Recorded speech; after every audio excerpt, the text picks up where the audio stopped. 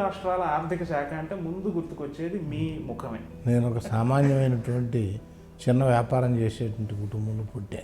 మన దగ్గర డబ్బు ఎంత ఉంది, అప్పు చేయొచ్చు, ఎంతవరకు చేయొచ్చు. 1968లో మొదటిసారి ఎమ్మెల్సీ అయినప్పటి నుంచి ఇప్పటి వరకు 3 తరాలు మారిపోయాయి. స్వాతంత్రం రాకముందు ఒకటే ధ్యేయం ఉండేది, దేశానికి స్వతంత్రం కావాలి, తెల్లదొరల పెత్తనం పోవాలి. ఎమ్మెల్సీగా ఉంటూ మీరు మండలిలో అప్పటి తెలుగుదేశం ప్రభుత్వానికి వ్యతిరేకంగా మీరు చేసిన తీవ్రమైన పోరాటం ఎన్టీ రామారావు గారు తట్టుకోలేక మండలినే రద్దు చేశారు అంటారు కదా. ఆయన మండలి రద్దుకు ఆలోచన చేయటంలో ఇది కూడా ఒక అంశం. డైరెక్ట్గా ప్రజల నుంచి ఎన్నిక కాకుండా ఇండైరెక్ట్గా వచ్చినటువంటి వాళ్ళు పెద్ద నోరు పెట్టుకొని అరుస్తున్నారు అని బాధపడేవాడు. రాజశేఖర రెడ్డి గారు రోసయ్య గారి కాంబినేషన్ అనేది మా సినిమా రంగంలో బాపు రమణల ద్వయంలాగా అమ్మా అని పిలిచేవాడు. తనే బరువు బాధ్యతలు మోయటానికి ఇష్టపడేవాడు.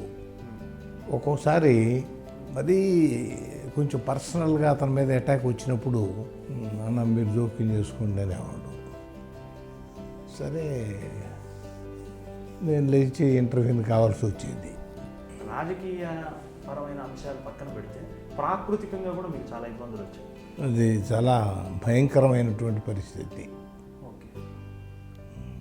శ్రీశైలం డ్యామే ఏమవుతుందో తెలియని పరిస్థితి వస్తే అంతకంటే ప్రమాదం ఇంకోటి లేదు. రాజశేఖర రెడ్డి గారి మరణం తర్వాత మీరు ముఖ్యమంత్రి అయ్యారు. మీ అభిప్రాయం ఏంటి సార్? వారి కుటుంబానికి సామంజస్యమైన న్యాయమే జరిగింది? జగన్మోహన్ రెడ్డి గారు రాజశేఖర రెడ్డి గారి మరణం తర్వాత ఆ బాధ్యత, ముఖ్యమంత్రి బాధ్యత తనకు లభ్యం అవుతుందని ఆశపడ్డాడు.